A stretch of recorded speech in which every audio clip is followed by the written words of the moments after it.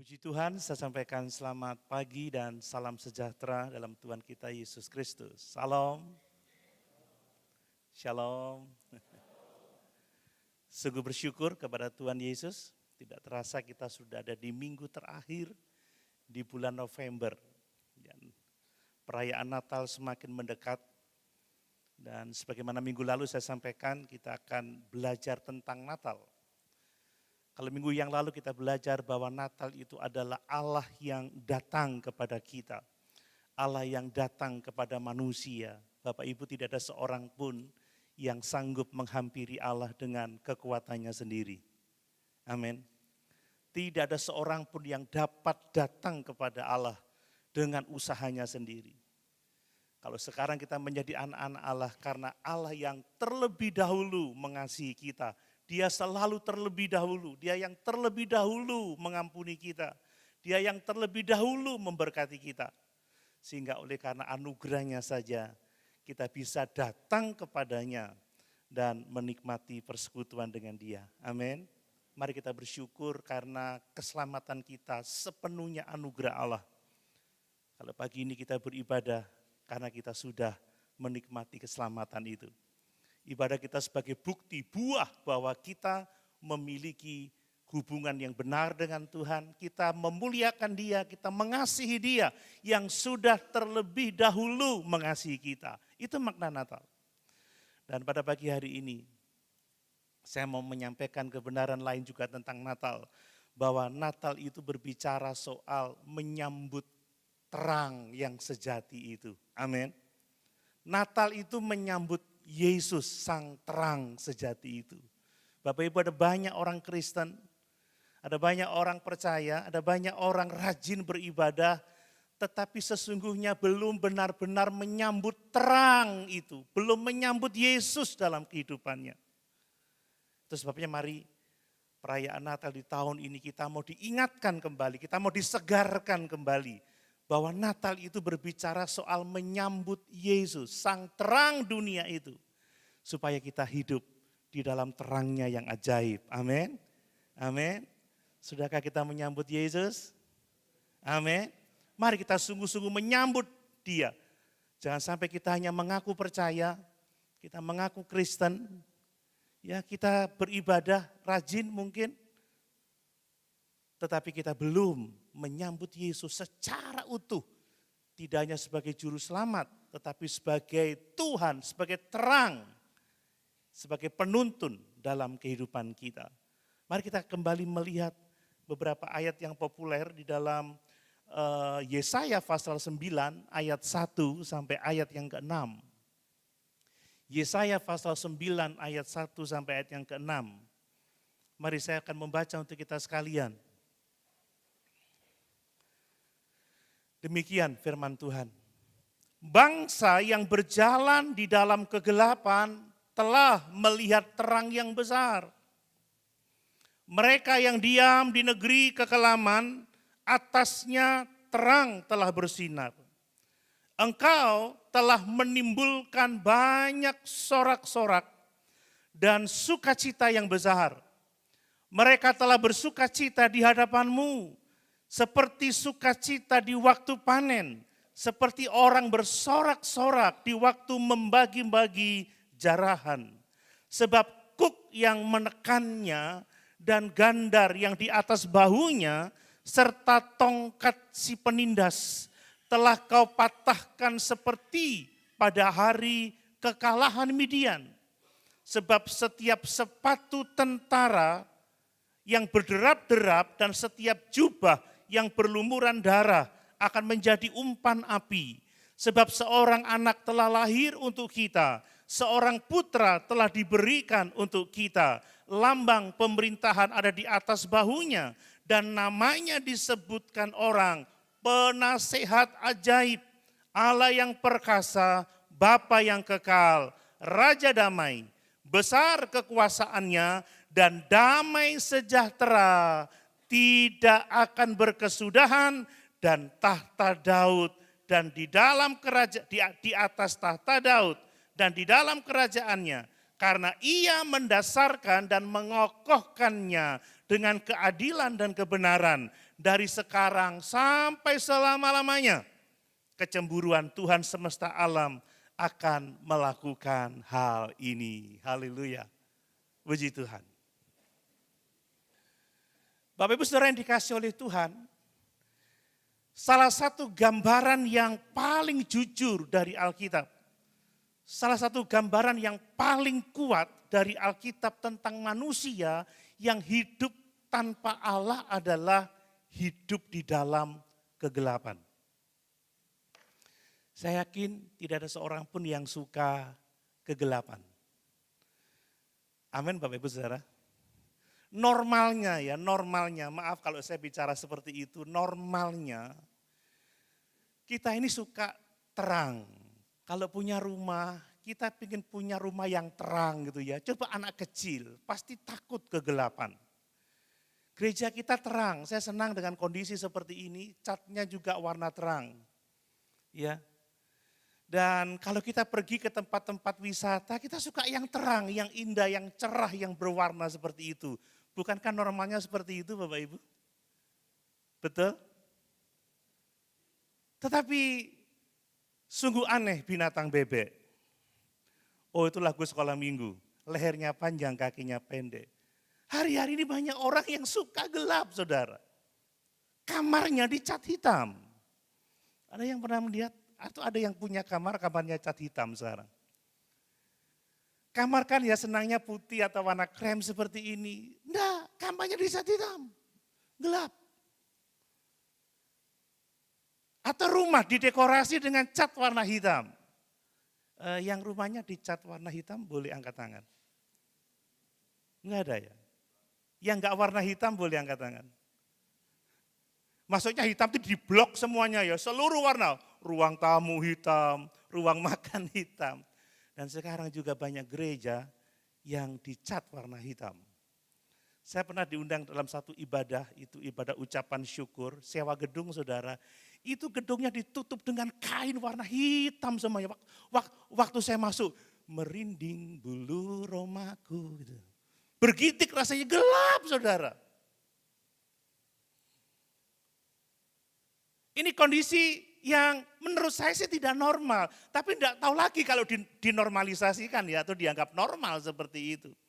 Tetapi normalnya manusia tidak suka kegelapan. Saudara senang kalau kita tiba-tiba black out begitu ya, lampu mati semuanya tengah malam.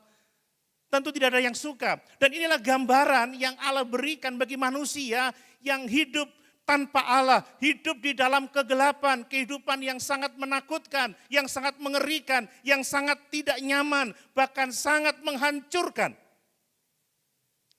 Nah, kegelapan itu adalah lambang dari kondisi rohani yang rusak, Bapak Ibu. Tidak sekedar rusak, tetapi Alkitab mengatakan kamu semua telah mati karena pelanggaran dan dosa-dosamu. Ini adalah kondisi hidup yang benar-benar tidak memiliki hubungan yang benar dengan Allah, tidak memiliki terang Allah di dalam dirinya. Banyak orang yang kehilangan arah Bapak Ibu ya. Tidak tahu, sibuk, banyak kegiatan, tapi tidak mau akan mengarah kemana hidupnya. Tidak jelas mau kemana. Wes pokoknya hidup, kerja, senang, jalan-jalan, menikmati hidup, tapi tidak punya arah. Kalau kita di dalam Yesus kita punya arah. Apapun yang kita lakukan, semua untuk kemuliaan Kristus. Dan apapun yang kita kerjakan, pada akhirnya kita akan masuk dalam kemuliaan kekal bersama-sama dengan Yesus. Amin. Kita punya arah. Minggu ini saya sangat sibuk sekali. Ini saya baru pulang tadi malam. Tapi saya punya arah. Saya lakukan segala sesuatu bukan seperti untuk manusia tetapi seperti untuk Tuhan. Sekalipun saya tidak punya peran, hanya hadir. Tapi Tuhan, saya mau hadir, mau menjadi berkat. Saya hadir mau mendoakan, saya hadir. Saya mau memuliakan Tuhan dan saya tahu pada akhirnya saya mau dimuliakan bersama-sama dengan Yesus. Banyak orang yang tidak punya arah, menikah tidak punya arah, pokoknya dapat cowok ganteng, seneng, kece, begitu ya. Dapat cewek ganteng, enggak tahu bang, akan dibawa kemana rumah tangga nanti. Bagaimana hidup setelah kematian, tidak punya lagi arah. Ini hidup di dalam kegelapan. Sibuk memang, tapi berputar-putar. Ingat kata pengkhotbah, di bawah matahari ini hanya ada berputar-putar, tidak ada arah. Yang dulu ada, sekarang ada. Matahari berputar, dari pagi terbit, tenggelam, besok seperti itu. Tidak ada ujungnya. Tetapi kita orang percaya, kita punya arah, hidup untuk Allah dan hidup untuk memuliakan Allah. Dan satu waktu kita akan bersama-sama dengan Yesus dalam kerajaan sorga. Jadi apapun yang kita kerjakan ini memiliki arah. Tapi manusia sekarang banyak kehilangan arah. Banyak kegiatan tetapi tidak mencapai tujuan apa-apa. Tidak juga semakin dekat dengan Tuhan. Tidak juga semakin baik hidupnya. Tidak juga semakin bertumbuh imannya. Begitu-begitu saja. Tidak juga mengalami pertumbuhan dalam keluarganya. Begitu-begitu saja, gak punya arah. Ini hidup di dalam kegelapan. Kondisi ketika orang kehilangan pengharapan. Loyo, letih, lesu, lemah. Bapak Ibu, orang yang tidak punya pengharapan, ya pokoknya hidup. Kadang putus asa. Tapi di dalam Yesus kita punya pengharapan. Tidak hanya pertolongan Tuhan, tetapi pengharapan untuk menikmati kemuliaan bersama-sama dengan Dia. Hidup dalam kegelapan juga menunjukkan gambaran orang-orang yang tidak lagi memiliki kemampuan untuk melihat jalan hidup yang benar. Saudara, orang mengambil keputusan sekarang itu bukan berdasarkan kebenaran, tapi berdasarkan diri sendiri. Kadang-kadang berdasarkan peruntungan, berdasarkan daya tarik dunia. Saudara, saya sedang merenungkan kitab Kejadian lagi dan menjadi renungan audio. Ketika saya membaca kehidupan Abraham, saya diingatkan kembali sama Tuhan. Abraham itu dia melihat kebenaran, melihat jalan berdasarkan imannya kepada Allah. Ketika Sarah mati, dia memohon kepada Allah, tuntunlah anakku, tuntunlah hambaku, supaya Ishak ini memiliki pasangan yang dari Tuhan. Berkati Eliezer hambaku. Ketika Eliezer datang untuk mencari pasangan, dia berdoa, Tuhan berkatilah perjalanan hambaku. Jadi dia punya tahu yang benar yang mana. Dan ketika Tuhan mempertemukan dengan doa, mereka menjadi luar biasa, menurunkan Mesias pada akhirnya. Amin Bapak Ibu. Tapi orang seringkali lihat kesempatan duniawi, peruntungan. Enggak lagi mengikuti tuntunan Tuhan, menyepelekan tuntunan Tuhan. Ini juga bicara tentang kegelapan. Nah, bangsa Israel yang menerima firman Tuhan ini sedang hidup pada masa-masa yang sangat gelap. Mereka adalah bangsa pilihan Allah, tetapi mereka terputus hubungan dengan Tuhan dalam arti bukan Tuhan tidak sayang lagi. Karena firman ini sesungguhnya bukti kasih sayang Allah kepada mereka. Tetapi mereka hidup jauh dari Tuhan. Akibatnya apa? Mereka dijajah oleh bangsa-bangsa asing. Allah mengizinkan itu terjadi sebagai cambuk bagi mereka untuk kembali kepada Tuhan. Mereka ditekan oleh bangsa Asyur. Itu yang terjadi. Mereka dipimpin oleh raja-raja yang jahat. Bayangkan saudara kalau dipimpin oleh raja yang jahat. Sama juga kalau keluarga dipimpin oleh suami yang jahat. Bayangkan. Kalau institusi dipimpin oleh orang yang jahat. Kalau gereja juga dipimpin oleh pendeta yang jahat. Coba bayangkan bagaimana rusaknya hidup ini. Dalam kegelapan kita. Bagaimana kalau satu bangsa negara dipimpin oleh pemimpin yang jahat, yang diktator. Itu sungguh mengerikan. Mereka berada dalam ketakutan yang sangat hebat, dalam kecemasan yang sangat hebat, dalam keputusasaan karena di pasal-pasal sebelumnya bangsa Asyur menyerbu Yehuda. Ini hidup di dalam kegelapan, tetapi puji Tuhan kita memiliki Allah yang penuh dengan kasih setia. Di tengah-tengah kegelapan yang seperti itu, Allah datang dengan firman-Nya. Allah datang kepada bangsa Israel. Bahwa terang besar telah terbit atasmu.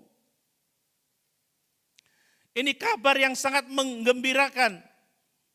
Bahwa Mereka yang diam di negeri kekelaman, atasnya terang telah bersinar. Oh puji Tuhan, kita punya Allah yang dahsyat dan luar biasa. Amin Bapak Ibu.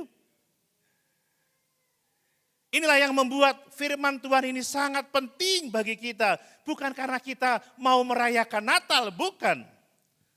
Tetapi karena kita semua sedang hidup di tengah dunia yang semakin gelap. Mungkin kita menolak statement itu. Tapi coba kita jujur dengan diri kita sendiri. Bapak Ibu, kita ini hidup dalam kegelapan yang berbeda memang dari zaman bangsa Israel pada waktu Yesaya menyampaikan firman Tuhan ini. Tetapi kegelapan yang dialami oleh manusia sekarang itu sama pekatnya dengan kegelapan pada waktu itu. Saudara, ada kegelapan moral. Banyak moral anak-anak Tuhan sudah tidak lagi benar karena sudah tidak memahami kebenaran yang absolut. Sudah enggak mau lagi dengar firman, saudara. Sudah mengikuti pikirannya sendiri. Orang tua sekarang bicaranya begini, ya wis maunya anaknya kayak gitu gimana? Mungkin istri bilang, ya wis suamiku maunya gitu. Atau ya wis bojoku mau nih gitu kok, angel dikandani, angel wis, ya udah nyerah gitu saudara. Sehingga moral jadi hancur. Apakah pengerja-pengerja komitmen dengan moral firman Allah, moral kebenaran Tuhan ketika melayani, pelayan-pelayan ketika melayani, hidup dalam moral yang benar, atau pelayanan kita menjadi batu sandungan bagi orang lain karena kita sudah lagi meninggalkan moral yang benar? Kita ngomongnya udah kasar, kita nggak menunjukkan belas kasihan, teladan kita juga tidak baik. Ini kan dalam kegelapan. Kita ada dalam kegelapan moral. Berapa banyak kasus yang harus ditangani oleh majelis daerah misalkan seperti itu. Itu menunjukkan kegelapan moral.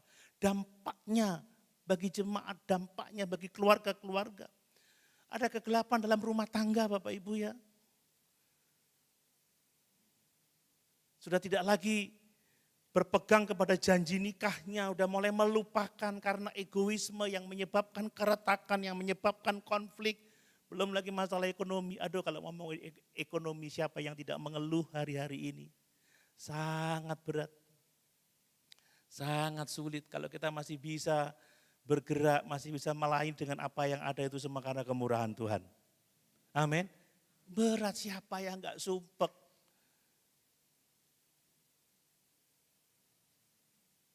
Nanti kita dengar di laporan panitia. Berapa uang Natal yang udah masuk. Itu juga jadi indikator ya, kalau jemaat diberkati ekonominya pasti persembahannya tidak sedikit. Untuk Natal aja pasti sipil Bapak Ibu ya. Sekali diterima amplop langsung semuanya amplop kembali dan lunas gitu ya. Ini panitia deg-degan, harus banyak berdoa ini karena memang soal ekonomi ini sulit sekali. Tapi lebih dari itu adalah soal iman Bapak Ibu. Kalau orang memandang keadaan hidup dunia sekarang, tanpa iman kita nggak akan bergerak, kita nggak akan melayani, kita nggak akan berkorban. Amin. Krisis, kehilangan iman, itu bicara soal kegelapan rohani. Ketika orang sudah mulai redup kepercayaannya, mulai berhitung dengan logikanya, tidak belajar percaya kepada Tuhan, kepada firman. Seperti yang dikatakan Yesus kepada Thomas, berbagailah orang yang percaya sekalipun logikanya enggak paham, sekalipun dia belum melihat. Ini kehidupan dalam kegelapan. Bahkan tidak sedikit dari orang-orang percaya zaman sekarang ini, yang sekalipun masih kelihatan secara luar penampilan baik-baik saja, tetapi hidupnya dalam kegelapan. Ini persoalan yang seharusnya menjadi perhatian bagi kita. Karena itu firman Tuhan sangat penting Bapak Ibu. Mari kita mau diingatkan kembali bahwa Natal itu adalah soal menyambut Yesus. Amin. menyambut sang terang dunia itu. Coba kita mulai bertanya lagi kepada diri kita sendiri, apakah kita memiliki Yesus? Apakah kita telah menyambut Dia? Apakah kegelapan itu sudah benar-benar menyingkir karena Yesus hadir dalam kehidupan kita? Ingat, Yesus terang sejati. Kalau terang itu datang, maka kegelapan akan pergi. Saudara, kalau Yesus ada dalam hidup kita, maka moral kita pasti bertumbuh menjadi moral yang baik. Amin. Kalau Yesus hadir dalam rumah tangga kita, pasti rumah tangga kita bertumbuh jadi rumah tangga yang memuliakan Tuhan. Kalau Yesus hadir dalam lingkungan kerja kita, tidak mungkin Tuhan tidak memberkati kita. Saudara, Abraham itu menabur di tanah kering, sementara yang lain tidak dapat panen, tapi dia panen 100 kali lipat. Ada orang-orang tertentu yang mengalami mukjizat seperti itu karena dia memiliki Yesus. Amin. Bangsa Israel memiliki Yesus sekalipun di padang belantara, tidak kekurangan air minum, tidak kekurangan makanan, cukup, bahkan pakaiannya pun tidak rusak, sepatunya pun tidak rusak, 40 tahun tidak ganti sepatu. Wah, kalau begitu matahari tutup. Enggak ada yang beli sepatu baru soalnya. Saya dengar berita, kenapa sih produk-produk itu enggak boleh terlalu kuat, saudara. Karena kalau membuat produk kuat 50 tahun, ya pabriknya tutup, saudara ya. Sekali produksi orang enggak beli lagi. Tapi tidak dengan Tuhan. Tuhan itu memelihara kita dengan luar biasa. Firman ini penting Bapak Ibu, bukan karena kita mendekati Natal, karena kita sedang dalam keadaan yang sangat membutuhkan terang Allah. Saudara butuh terang itu? Saya sangat butuh terang Allah. Ada waktunya saya juga dalam kegelapan. Saat harus mengambil keputusan-keputusan yang sulit dalam hidup ini. Saya mendapatkan tekanan juga. Dari berbagai macam sisi. Saya butuh terang itu. Dan kalau bukan Yesus, tidak ada seorang pun yang sanggup bertahan. Mari, Natal itu soal menyambut Yesus. Sang terang sejati, sang terang dunia itu. Mari sekarang kita belajar lebih detail dari teks ini. Supaya kita memiliki kebenaran yang pada akhirnya akan memerdekakan kita. Yang pertama saudara, saya mau menegaskan kembali bahwa kita ini hidup di dalam dunia yang diliputi oleh kegelapan.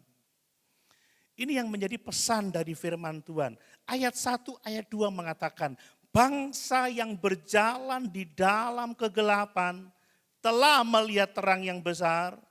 Mereka yang diam di negeri kekelaman, atasnya terang telah terbit. Perhatikan frasa, bangsa yang berjalan di dalam kekelaman. Bangsa yang berjalan di dalam kegelapan. Yesaya dengan jujur mengatakan bahwa bangsa-bangsa itu hidup di dalam kegelapan. Ini tidak secara spesifik berbicara tentang bangsa Israel, saudara. Ini bicara tentang kondisi universal kehidupan manusia pada waktu itu. Bahkan itu menggambarkan kehidupan dunia sekarang ini. Kita masih ada di dalam dunia yang diliputi dengan kegelapan. Ini realitas yang tidak boleh kita lupakan. Makanya jangan sembarang percaya, jangan sembarang mengikut, jangan sembarang mau dibawa ke sini, ke sana. Karena belum tentu orang yang tampaknya baik itu hidup di dalam terang, saudara. Banyak nabi-nabi palsu itu menyamar seperti malaikat terang. Banyak orang-orang jahat itu berpenampilan baik, mempesona, charm, ya, menarik dia. Saudara, kalau kita lihat orang yang mempesona kan langsung wow. Dan biasanya langsung ikut, langsung dengar, langsung yes gitu. Tapi hati-hati Bapak Ibu, tidak semua yang mempesona itu adalah baik. Amin. Tidak semua yang kelihatan baik itu benar-benar baik. Ini realitas hidup dalam kegelapan. Dan kita hanya akan menyambut terang yang sejati kalau kita menyadari bahwa kita ini hidup di dalam dunia yang penuh dengan kegelapan. Kalau kita menyadari kegelapan apa yang menyelimuti kehidupan kita, baru terang itu bermakna. Saudara, kalau rumah mati lampu, maksud saya lilin pasti dicari. Iya toh. Kalau sekarang adalah lampu-lampu yang sudah pakai battery, pakai baterai itu pasti dicari. Itu penting ketika kita menyadari kebutuhan kita akan terang. Tapi selama kita tidak menyadari kita diliputi apa, diliputi kegelapan apa, kita nggak akan benar-benar menyambut terang itu. Yesaya menyingkapkan ada 3 bentuk kegelapan dari umat Tuhan. Yang pertama adalah kegelapan hati, saudara. Ini berbicara tentang hati yang letih, hati yang lesu, hati yang terluka, hati yang tidak melihat jalan, hati yang kehilangan arah. Kalau yang generasi saya pasti ingat Betharia Sonata ya, dengan lagunya Hati yang Terluka itu. Nah itu dia butuh terang, saudara. Kalau orang nggak nyadari hatinya terluka, kalau orang nggak menyadari kehilangan arah, dia letih lesu, dia nggak akan datang sama Tuhan, saudara. Ibadah rasanya biasa-biasa aja karena nggak sadar. Tapi orang yang menyadari kegelapan apa yang meliputi dirinya, dia pasti akan menyambut Yesus. Lihat, Yesaya berbicara tentang bangsa yang hidup tanpa harapan, bangsa yang hidup tanpa masa depan. Coba kita lihat Yesaya pasal 8 ayat 21 dan 22. Betapa mengerinya kondisi ini, saudara. Ayat 21, mereka akan lalu lalang di negeri itu, perhatikan, melarat, lapar. Dan apabila mereka lapar, mereka akan gusar. Siapa yang kalau lapar pasti marah-marah? Ibu-ibu kalau istri marah-marah kasih makan, beres semuanya. Halo? Anak-anak udah mulai bertutut itu biasanya lapar, saudara. Ya.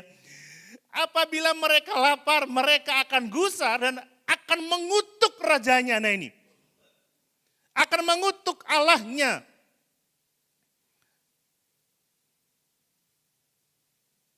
Ini kondisi yang digambarkan oleh Nabi Yesaya. Bangsa pada waktu itu letih lesu. Bayangkan, saudara, mereka berlalu lalang tetapi tetap saja melarat.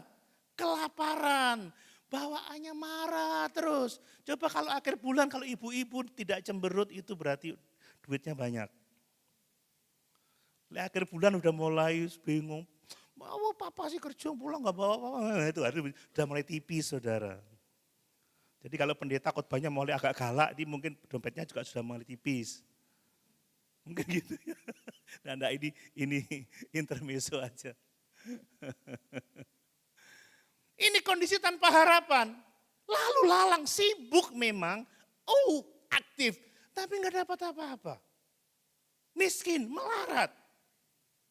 Gusar pada akhirnya, nggak Tuhan-Tuhanan. Menyalahkan gereja. Menyalahkan orang lain. Bahkan yang menyedihkan, menyalahkan Tuhan. Ini gambaran hati manusia yang sedang kelelahan secara emosional. Kehilangan sukacita dalam hidupnya. Penuh dengan luka-luka batin. Kehilangan makna kehidupan. Mereka hidup tetap kelihatan baik-baik saja sih secara fisik, tetapi sebenarnya dia mengalami kehancuran dari dalam. Banyak orang yang menjalani kondisi yang seperti itu, saudara. Kelihatannya baik-baik saja, tetapi hidupnya masih diliputi dengan kegelisahan, kecemasan, ketidakpuasan, kekecewaan. Dan yang puji Tuhan lagi saya mau katakan, dalam kondisi yang seperti itu, terang Tuhan bersinar atas umatnya. Amin. Amin. Ada jawaban Bapak Ibu. Bangsa yang berjalan dalam kegelapan yang seperti itu telah melihat terang yang besar. Artinya apa? Allah itu tidak pernah membiarkan hidup umatnya, kondisi hati umatnya gelap untuk selama-lamanya. Mungkin saat ini Bapak Ibu sedang mengalami kelelahan, keletihan secara rohani. Hati saudara merasa luka, sakit karena pergumulan, karena kejahatan orang, karena kondisi hidup. Ingat, itu tidak akan selama-lamanya. Nggak ada yang amin. Saudara percaya itu nggak akan selama-lamanya?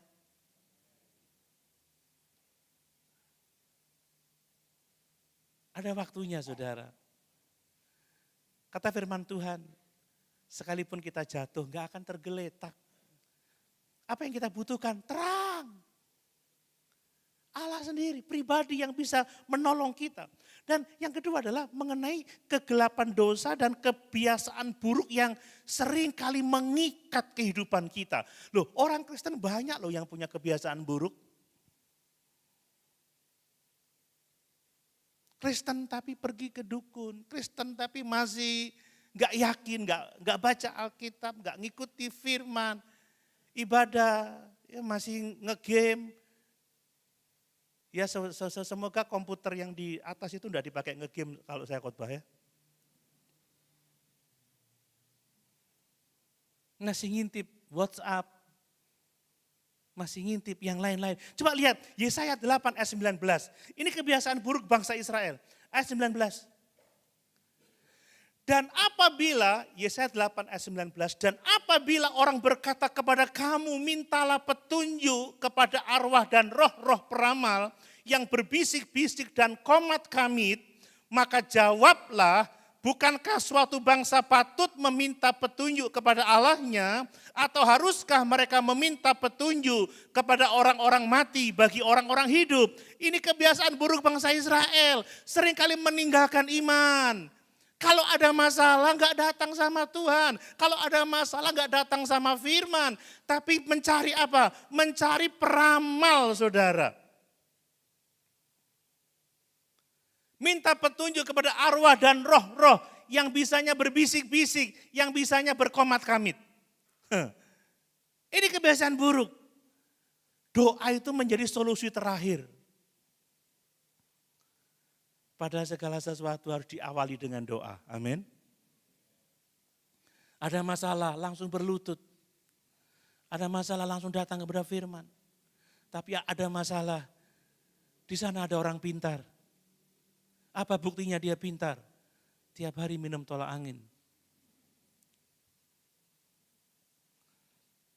Karena orang pintar minum. Ini kebiasaan buruk. Menjauh dari Tuhan itu kebiasaan buruk. Bertanya kepada dunia itu kebiasaan buruk. Minta pendapat pada dunia itu kebiasaan buruk. Meninggalkan ibadah itu kebiasaan buruk. Hati-hati, ini kegelapan yang paling mematikan saudara. Ketika kita berpaling pada dunia, bertanya pada roh-roh peramal, orang-orang bijak, atau bertanya pada orang mati untuk kepentingan kita yang hidup, ini sangat berbahaya. Ini dosa-dosa yang seringkali tersembunyi. Kalau tidak ditangani saudara, ini akan merusak hubungan kita dengan Tuhan. Akan merusak hubungan kita dengan sesama. Karena pikiran kita dikuasai oleh keinginan daging. Kita mengeraskan hati terhadap teguran firman Tuhan. Tidak lagi lembut terhadap firman Tuhan. Wes mulai Om Doni nyindir aku, gak seneng aku wes. Gak seneng aku wes. Ngono saudara. Padahal saya gak nyindir siapa-siapa. Cuma nabrakin aja semuanya. Wes ini aku maneh wes. Kenek aku ini aku. Loh saudara, saya juga kenek saudara, saya juga punya kebiasaan buruk. Semua kita harus berubah. Kita bertumbuh bersama-sama. Amin. Iya kan? Kita seringkali kan begitu seperti bangsa ini. Mudah sekali menjauh dari Tuhan. Bukan dia yang terutama. Bukan dia segala-galanya. Kita nggak mengutamakan dia. Tetapi sekali lagi kepada bangsa yang seperti itu, terang besar telah bersinar. Inilah bahagianya kita. Mungkin kita dalam pergumulan yang seperti itu, tapi kita punya Yesus yang sanggup menolong kita. Dia datang bukan untuk menghakimi kita. Dia melihat kita, dia hadir bukan untuk menghancurkan kita. Dia melihat kita, dia mendekat, dan dia memberikan pertolongan, itu Allah kita. Makanya mata kita harus tertuju kepada Yesus Bapak Ibu. Natal, mari kita menyambut Yesus dengan sungguh-sungguh sambut Yesus. Berulang-ulang saya katakan kepada teman-teman bahwa revival itu soal hati. Hati yang diterangi oleh firman, yang dimiliki oleh Yesus. Hati yang dikuasai oleh kebenaran. Bicara soal pertobatan setiap hari. Ini masalah yang sangat pribadi dengan Tuhan. Ini tanggung jawab masing-masing kita. Nah, kemudian kegelapan apa lagi Bapak Ibu? Kegelapan hidup sehari-hari ya. Tekanan keluarga, tekanan ekonomi, tekanan pelayanan, tekanan masa depan akan seperti apa. Ini pergumulan manusia sekarang. Istri saya ini kalau sudah lihat anak-anaknya nggak mau makan gitu, wes sembuh wes dimasak nopo gak gelem makan, kak karepmu mau makan mau gak makan, loh tertekan dia, kasihan. Apalagi kalau saya nggak mau makan lagi, nanti hilang gemuknya.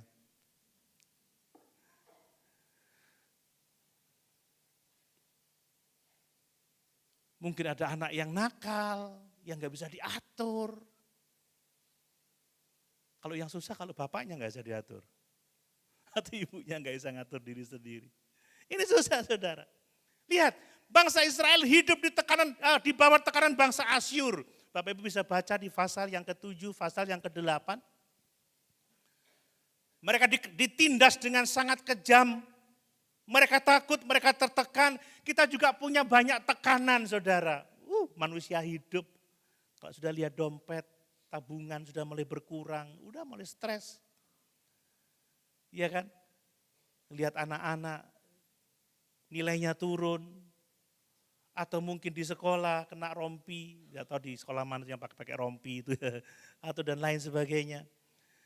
Lalu berhubungan dengan, atau mulai punya pacar yang macam-macam lah. Belum lagi masalah keluarga. Ini persoalan Bapak Ibu. Banyak orang yang mengalami hal yang seperti itu. Tetapi Yesaya berkata, terang Tuhan telah terbit atas kita. Bapak Ibu mungkin punya kondisi yang seperti itu. Saya juga punya kondisi yang seperti itu. Tapi saya hanya kuat karena terang Tuhan telah terbit atas kita. Yang kita butuhkan adalah menyambut Yesus. Menyambut Yesus. Saudara yakin kalau punya Yesus. Haleluya. Ya, kalau kita benar-benar memiliki terang itu, pastilah kita hidup di dalam terang, tidak lagi dikuasai oleh kegelapan. Nah, kegelapan yang kita sadari itu akan menuntun kita untuk kita menyambut Yesus. Mari Bapak Ibu yang dikasihi oleh Tuhan. Kegelapan bukan sekedar bicara tentang situasi, bukan bicara soal kondisi, tetapi soal pribadi Yesus Kristus. Hanya Dia yang sanggup menolong kita dari kegelapan moral, yang sanggup menolong kita dari kegelapan dalam keluarga, kegelapan dalam pelayanan, kegelapan dalam hati kita, kegelapan apapun juga. Yesus datang untuk menolong dan memberkati kita. Kita menyambut Dia karena kita menyadari kita tidak bisa keluar dari kegelapan itu dengan usaha kita sendiri. Kita menyambut Dia karena kita menyadari hanya Yesus yang sanggup menolong kita. Saudara, yang kita butuhkan adalah Yesus pribadi itu. Kadang orang sudah lupa, ingin lihat bentuk-bentuk pelayanan yang begini, yang begitu. Saudara memiliki Yesus, saudara memiliki segala-galanya. Masa depan. Abraham itu sepi dari pujian. sepi dari lingkungan-lingkungan yang lain. Tapi Abraham dekat dengan Tuhan dan dia menjadi bapa orang beriman. Nuh dan keluarganya sepi dari pujian, dari penghormatan masyarakat. Tapi mereka yang selamat oleh karena bahtera yang Allah tetapkan untuk mereka bangun. Amin Bapak Ibu. Mungkin kita sepi dari hal-hal duniawi. Tapi kalau kita bersama dengan terang itu, kita memiliki kekuatan besar. Dan terang itu Bapak Ibu, itu hanya dijanjikan oleh Allah dan datang dari Allah saja. Amin. Tidak ada terang-terang lain yang bisa menolong kita. Kita membaca tadi ya, ayat yang kedua, bangsa yang besar, bangsa yang berjalan di dalam kegelapan itu telah melihat terang yang besar. Ini menunjukkan bahwa terang itu bukan hasil dari usaha manusia. Terang besar itu bukan hasil dari kebaikan manusia. Terang itu juga bukan soal perubahan keadaan, bukan juga perubahan politik dan lain sebagainya. Tapi terang itu datang dari Allah sendiri. Allah yang berinisiatif untuk menerbitkan terang bagi bangsa-bangsa yang hidup di dalam kegelapan. Jadi terang itu adalah janji Allah bagi umat yang tidak berdaya. Saudara yang tidak berdaya, kita yang tidak berdaya, enggak perlu takut, enggak perlu khawatir. Tuhan pasti akan menolong untuk menguatkan kita. Sekalipun mungkin kita enggak cari Tuhan loh saudara, seperti Hagar itu. Hagar itu lari, hidup dalam kegelapan dia, stres dia, terluka dia.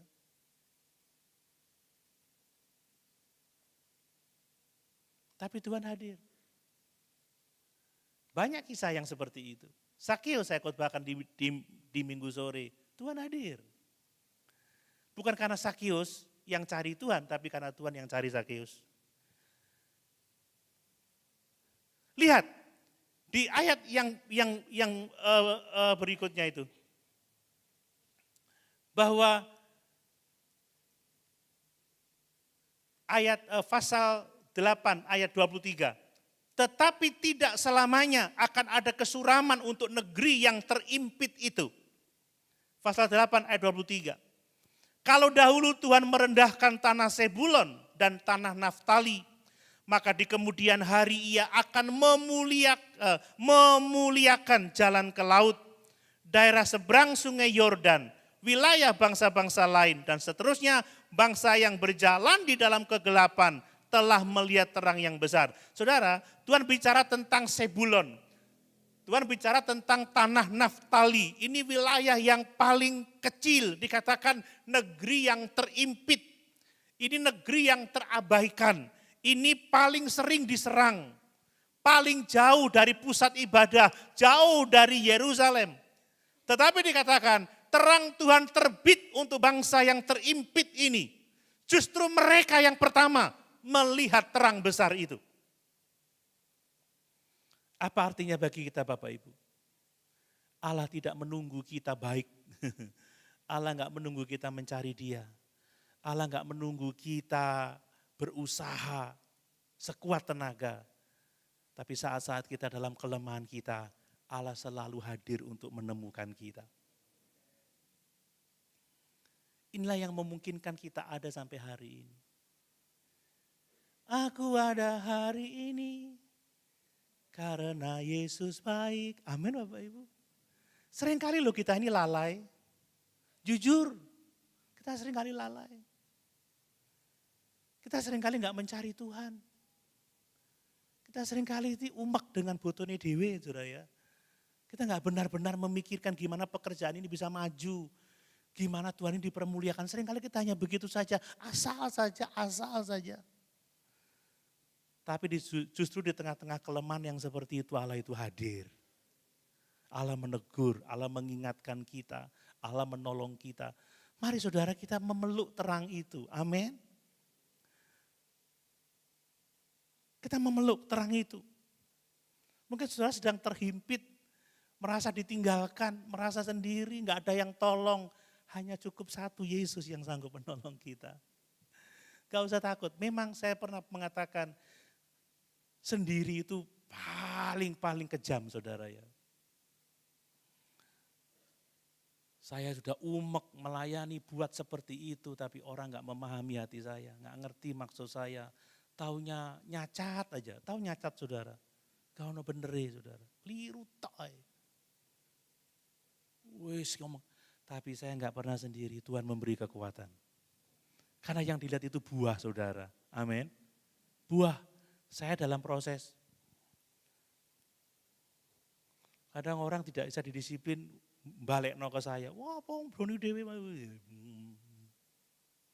Aku ada hari ini. Gimana tuh syairnya? Karena Tuhan baik. Amin. Kalau bukan dia saudara, nggak bisa kita ada di sini. Rasanya ingin nangis hati ini. Terima kasih Tuhan, bukan tangisan cengeng, tapi tangisan syukur. Karena Yesus yang memulai terang itu. Ya. Janji Allah untuk kita yang tidak berdaya. Makanya saudara, cari itu Tuhan, bukan sesuatu yang lain. Mengandalkan itu Tuhan, bukan tempat, bukan orang, bukan liturgi, bukan apapun juga. Gak salah punya teman, gak salah punya liturgi, gak salah punya apapun juga. Tapi kalau itu menggeser Tuhan dari hidup kita, itu akan menghancurkan kehidupan kita. Kemudian saudara, terang dari Allah itu mengubah suasana batin kita. Nah, batin ini penting saudara. Coba lihat ayat yang kedua tadi.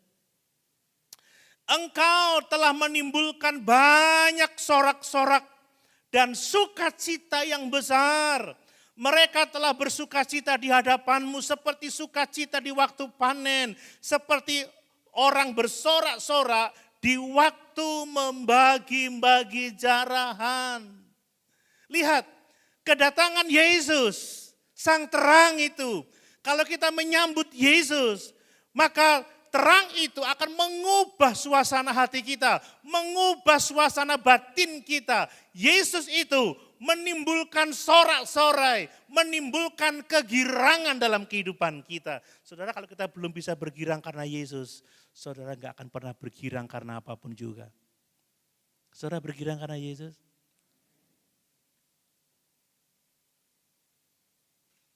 Ada lagu lama itu, tapi saya sudah mulai lupa syairnya. Ku bergirang terus. Gimana itu? Berkat mengalir dalam hidupku, asal percaya Tuhan selalu serta, berkat Tuhan dilimpahkannya. Ku bergirang terus pada Tuhanku. Amin. Ku bergirang terus, cuanku gede. Ku bergirang terus, pacarku ayu. Gitu. Yesus jadi sukacita besar.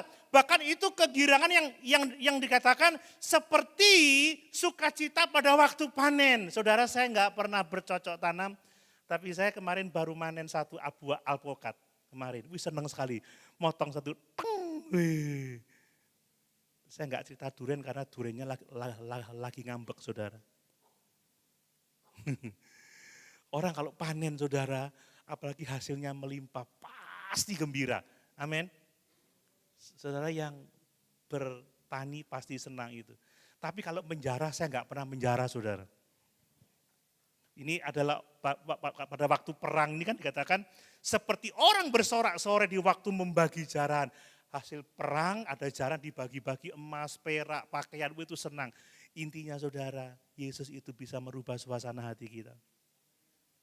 Kalau dia ada dalam hidup kita.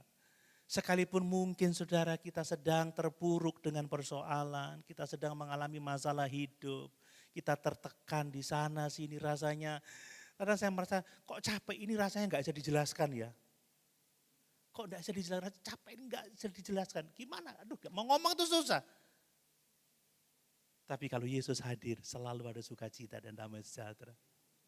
Ini adalah yang perlu kita pahami. Hanya Yesus yang sanggup memberikan penghiburan yang sejati. Kemudian terang dari Allah itu mematahkan kuasa yang menindas hidup kita. Perhatikan, mematahkan kuasa yang menindas. Kalau Yesus hadir dalam hidup kita, ketahuilah kuasa-kuasa yang menindas itu akan dipatahkan oleh Tuhan.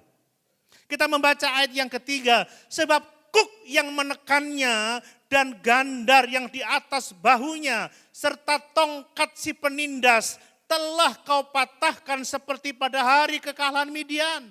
Saudara, Midian kalah bukan karena senjata, Midian kalah bukan karena strategi, Midian kalah bukan karena kekuatan pasukan perang, Midian kalah karena mujizat Tuhan.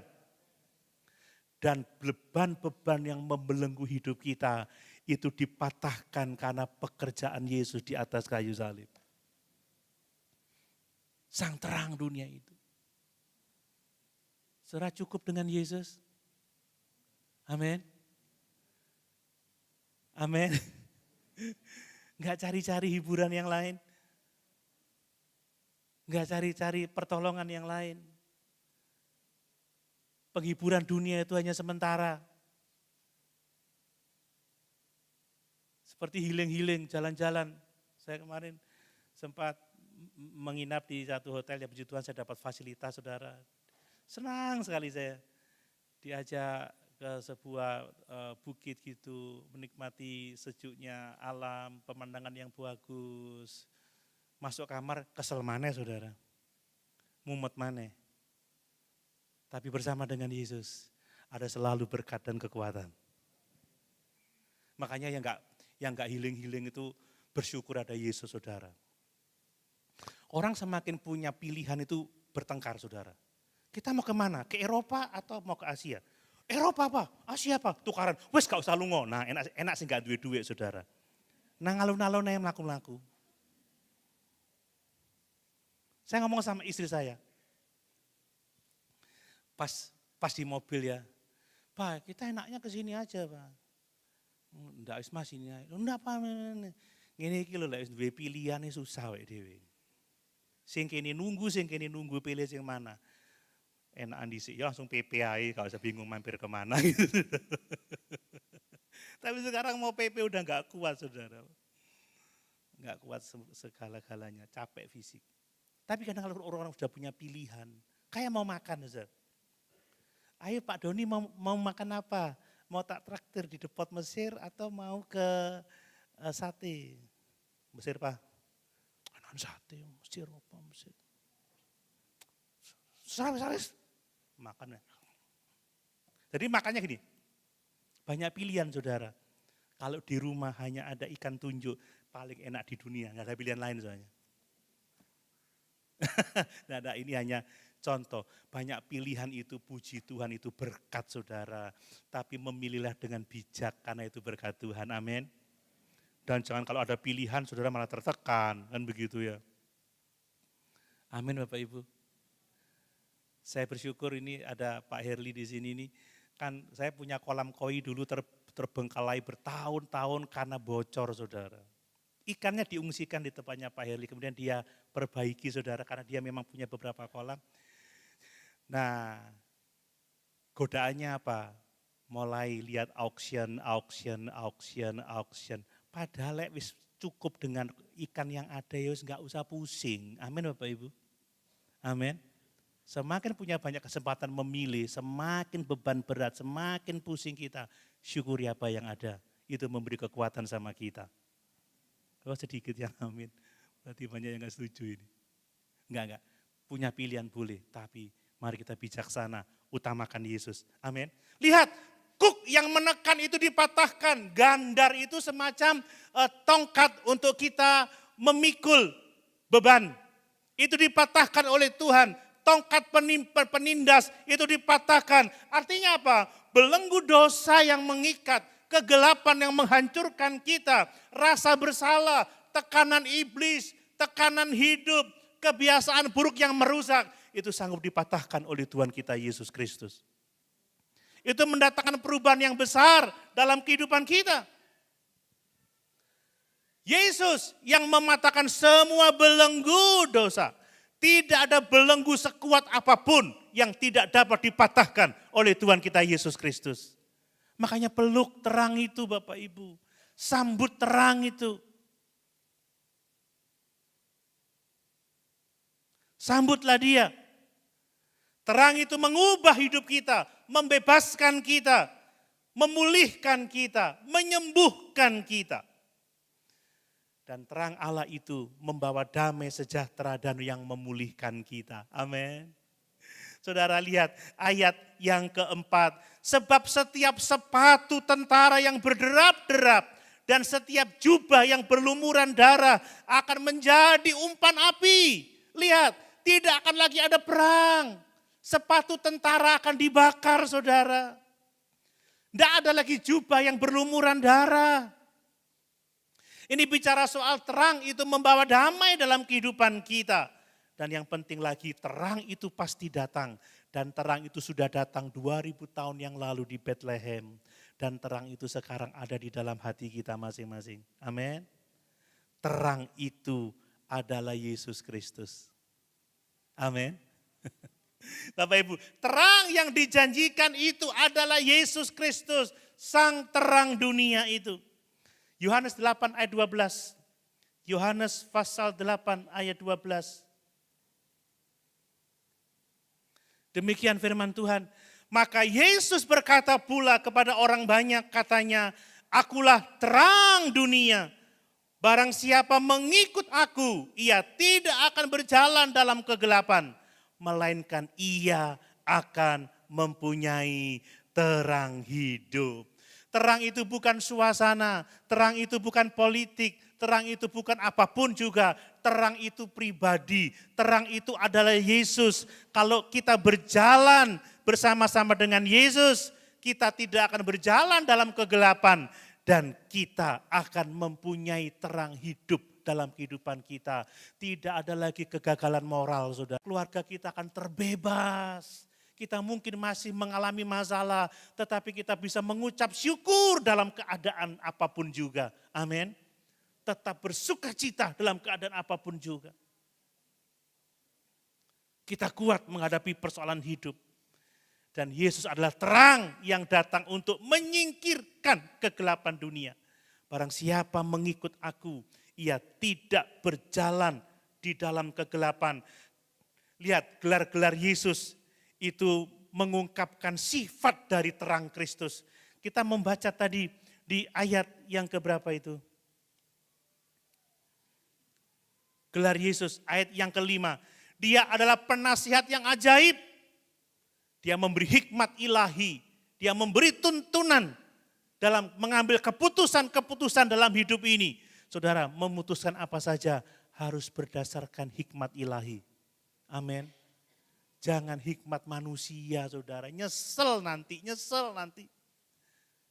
Senang mungkin setahun, 2 tahun. Tapi nanti saudara nyesel. Kesenangan 1 tahun, 2 tahun tidak bisa dibandingkan dengan kalau kita taat Tuhan, menikmati kemuliaan kekal untuk selama-lamanya. Lebih baik kita menderita beberapa waktu karena kita mentaati Tuhan daripada kita menyukakan daging untuk akhirnya menderita. Jangan saudara. Dia adalah Allah yang perkasa, mighty God. Artinya apa? Dia sanggup menolong kita. Menolong kita dari kebiasaan buruk kita. Mematahkan kelemahan kita. Mematahkan belenggu dosa. Bahkan dia dikatakan Bapa yang kekal, everlasting Father. Artinya apa? Sukacita kita bukan sukacita sejam 2 jam, sehari 2 hari. Tapi sukacita yang bisa kita nikmati untuk selama-lamanya. Ini hanya ada di dalam Yesus Bapak Ibu. Bukan pada manusia lain, bukan pada organisasi tertentu, bukan pada apapun. Saudara harus memiliki terang, menyambut terang itu. Dan dikatakan dia adalah Raja Damai. Damai bukan berasal dari keadaan hidup, damai bukan berasal dari suasana hati, damai tidak ketenangan sementara, tapi damai berasal dari Sang Raja Damai itu. Kalau Raja Damai kita sambut, Raja Damai bersama-sama dengan kita, saudara akan memiliki damai yang sejati. Amin. Damai yang dia berikan sangat besar, damai yang janjikan, hati gemar. Yesus besertaku sepanjang jalanku, ku serahkan padanya, Yesus Tuhan. Ini lagu-lagu yang pendek tapi diurapi, saudara. Amin. Lagu yang membawa kita kepada Yesus, mendekat kepada Yesus. Bapak Ibu, dan Kristus itu hadir bukan untuk tinggal sementara, bukan sekedar lewat, tetapi dia tinggal menetap untuk selama-lamanya. Dikatakan pemerintahannya tidak akan berkesudahan. Wow, kalau Yesus memerintah kita, itu tidak ada cara lain, membuka hati sepenuhnya untuk Tuhan dan sepenuhnya percaya kepada Dia. Amin. Jangan seperti bangsa Israel pergi kepada peramal, pergi kepada roh-roh jahat, pergi kepada orang mati untuk menasihati yang hidup.